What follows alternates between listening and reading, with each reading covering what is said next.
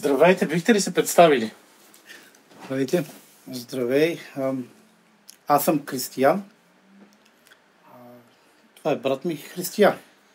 Откъде сте и на колко години сте? От България. От Провадия сме от България и сме на почти 46. И сте близнаци. Ние сме близнаци, да. Така че сме на еднаква врата. Как попаднахте тук в Нотингам, ви откривам сега? От колко време сте тук? 15 години сме в Англия вече. Тук сме от 14. Една година след като дойдохме, се преместихме тук. И как се случи да дойдете в Англия? При познати ваши близки? При роднини. Аз дойдох първо с съпругата ми. Наши роднини напоканиха. И останахме. Намерих си работа и останах. И така. После той дойде. След една година той дойде с неговата съпруга. И сме си тук. Работим. Децата ви са родени тук? Тук са родени, да. Ходят на училище? Ходят на училище. Зле говорят български, но английският ми е перфектен. Това добре ли е или е лошо според вас? Има забележки към нас, защото не полагаме достатъчно усилия да научат български, макар че ние постоянно им говорим на български. Те разбират български, просто отговарят на английски. Много малко им трябва за да проговорят. Като сме в България по-дълго време, почва да говорят български. Кажете ми, каква е разликата между социалната система, ако имате наблюдения? Тази в България и тук в Англия вече 15 години. Имате изградени впечатления? Разликата е огромна. В какво се състои? Първо в отношението. Главно. Няма го този момент, в който ще отидеш до някоя институция или магазин или каквото да е и да разбереш продавача с какво настроение е бил предния ден или да се казва с кой крак се е събудил от следното. Това е първото.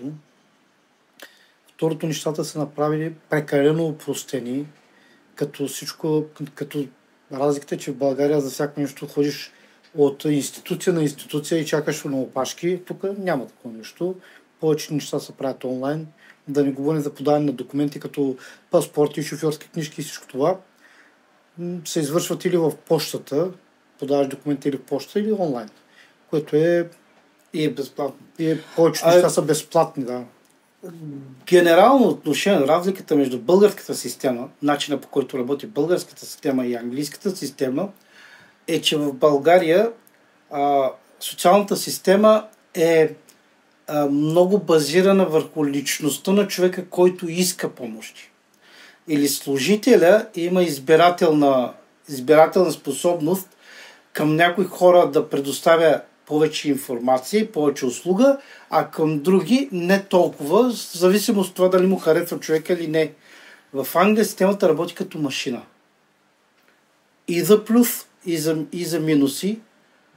Ако отговаряш на критериите като машина, получаваш. Ако не отговаряш на критериите, не получаваш, независимо кой си, какъв си и колко си мислиш ти, че си добър и трябва да заслужаваш, или колко си по-бял от другите и трябва да получиш. А как е по отношение на здравната система? Какви са разликите? Първо, че тук е безплатно. В България вече всичко е платено. Тук в плюсовете са повече за българската система. Въпреки, че българската уж е безплатно, но винаги плащаме, но специалистите и начина на реагиране на българската здравна система е много по-добра от английската. Въпреки, че тук всичко е безплатно, много техника, много повече ресурси има. Тук лекарите са ужас. И тук, за да получиш час за специалист, 3 месеца. Дори да си спешен. Другата разлика мога да кажа, че в България отиваш в дадена поликлиника и във всеки даден кабинет по различните специалности вътре те преглежда лекар. Човек, който е лекар, който е завършил за лекар. Специалист, кожен, уши, нос, гърло, вътрешни. Той е специалист. Мисъл, учил 6 години за лекар и още 3 години специализация. Да преглежда такъв човек. Тук отиваш в болницата и в отделението няма лекар. Всичко е фелдшери. Лекарите са тук на ротационен принцип. Примерно има 5 лекари, които обикалят всички болници. Тук има силен недостиг на специалисти. Да. Отиваш или в бърза помощ, чакаш 6 часа, защото този, който трябва да те прегледа, е в Нотингам или в Бирмингам и човека трябва да пътува, подава му със сигнал, той приключва там работата и пътува до тук да дойде да прегледа това от бърза помощ. Поддържате ли връзка с България? Как поддържате връзка? Близки ваши роднини пращате ли пари? То няма как да скъсаш връзките с България. Нали, тези, които си мислят, че могат да скъсат връзките с родината, са някакви... Сами не си вярват. Ние си имаме къщи в България, постоянно се пращат пари на... Поддържахме родителите си. И по-малък брат имахме, който го издържахме докато учи, докато завърши средно. Той сега е тук. Сега той на свой ред той изпраща пари. Постоянно се праща за какво ли не пари, плюс за благотворителност изпраща. Последно изпратихме пари за една женичка, която беше починала в Холандия, на спирката беше починала. Холандия. Финландия. Финландия, да. Финландия май беше. Не, Холандия, Финландия, извинете. И така, за да се приберат тук в България. Включваме се в различни такива благотворителни кампании, когато усетим, че не засяга, че наистина има къде нужда, как да се помогне. Се включваме, така че постоянно се пращат пари. Към днешна дата вие работите тук, плащате квартири, децата ви са родени тук, ходят на училище. Да. Имате ли намерение някога да се приберете в България? Какво мислите? Задължително. И как няма да се приберат? Нали за това работим? Работите за да се приберете в България? Да. В смисъл, да сме поне на малко по-добър стандарт, от който сме били преди. Или да се оправи малко България. Ако в България се оправят нещата и заплатите скочат достатъчно, че да водиш достоен начин на живот, достойно съществуване, да мислиш от заплатата, която получаваш, си тръгвам още утре. Събирам багажа и си отивам веднага. Какво липсва в България? Какво и трябва на България, за да се приберем всички в крайна сметка? Тя България в момента не може да направи. Ако сега решим да се приберем в България всички емигранти, тя не може да направи. Тя няма ресурса да направи. Образователната система не е подготвена да поеми децата ни първо. Те са чуждоязични. Дори да разбират български, преподавателите, методиката на преподаване. Аз съм учител по история, аз знам как преподава. И знам, че аз дори не съм готов да преподавам на деца, които не говорят езика, докато тук в цяла Западна Европа системата така е пригодена, че тук идват деца, които не говорят английски. Идват 6-7 клас, имаме роднини, които дойдоха тук и децата им влязаха за 3 месеца. Перфект, почнаха да си комуникират. В рамките на една година те вече пишеха реферати на английски. Но най-добрата система за такива деца е в Белгия. Там отиваш на училище, няма значение какъв език, откъде идваш и колко говориш английски. От нула почваш. В България ние нямаме такива кадри. И България не е подготвена, дори и нас няма как да направим. Тя България не може да се оправи с едни деца, които говорят един и същи език, ромския. Тя с тях не може да се справи.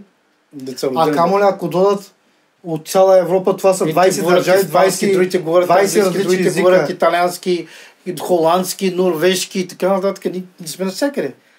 И какво прави? България не е подготвена да го направи. Тя трябват огромни реформи. Те политиците това, което го казват, ние ще направим така, че да се приберат българите. То да го говориш е едно, системата за подготовка за това е съвсем различна. Да знаеш какво означава трето. И другото, което е, България дори не е готова да поеми финансовия ресурс, с който ще се приберат всичките българи. Няма законови разпоредби, които да могат да отрегулират всичко това, което се случи.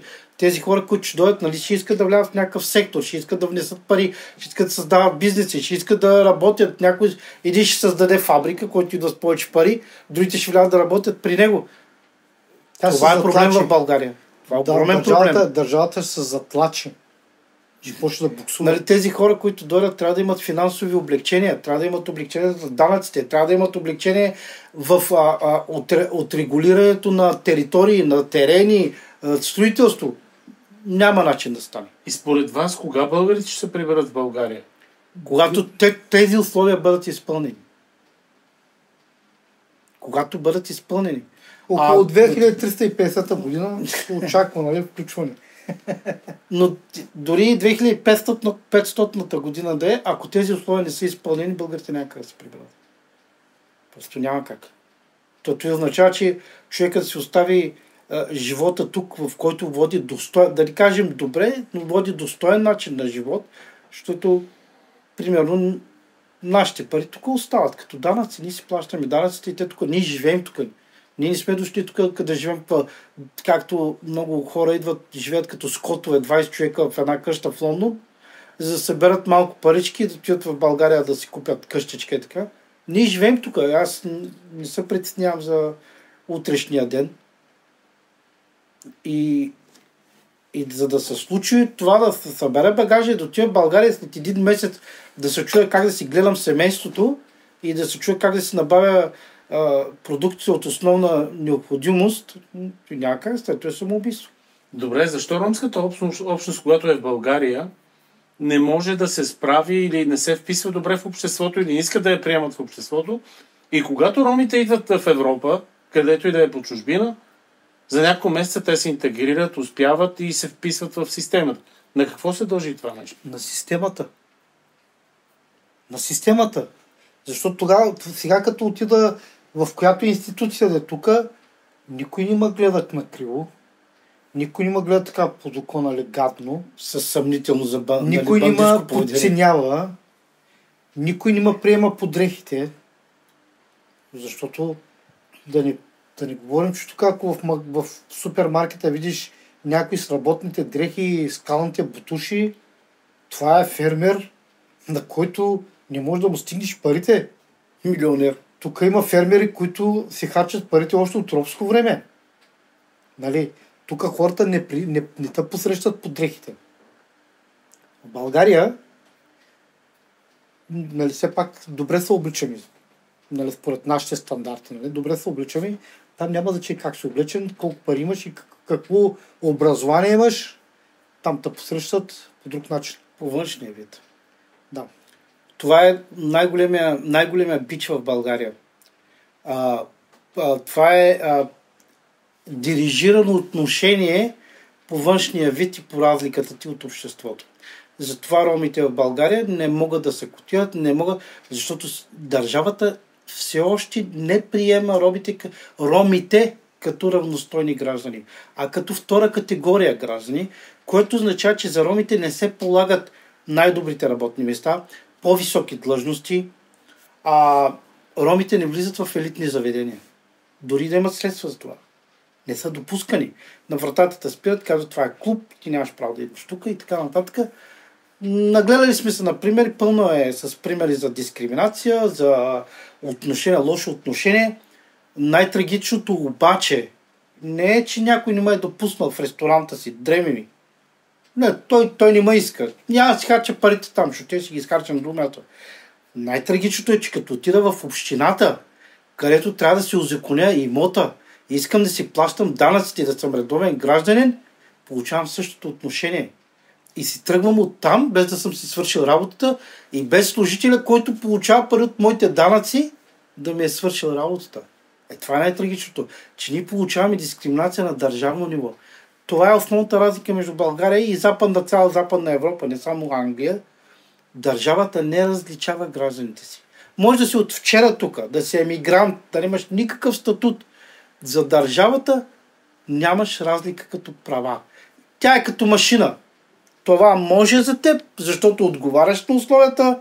Това не може, защото не покриваш условията. Точка по въпроса. И никой нито слага отношение за това. Примерно не си покрил стандарта, за да вземеш статут тук или подданство и там нататък. Никой не тък мрази за това. Никой не проявява гадно отношение към тебе. Напротив, хората страшно учтиви и казват, моля ви, направете всичко възможно да се окомплектувате документите, за да може да отговорите на условията, да можем да ви дадем това, което искате. За кое?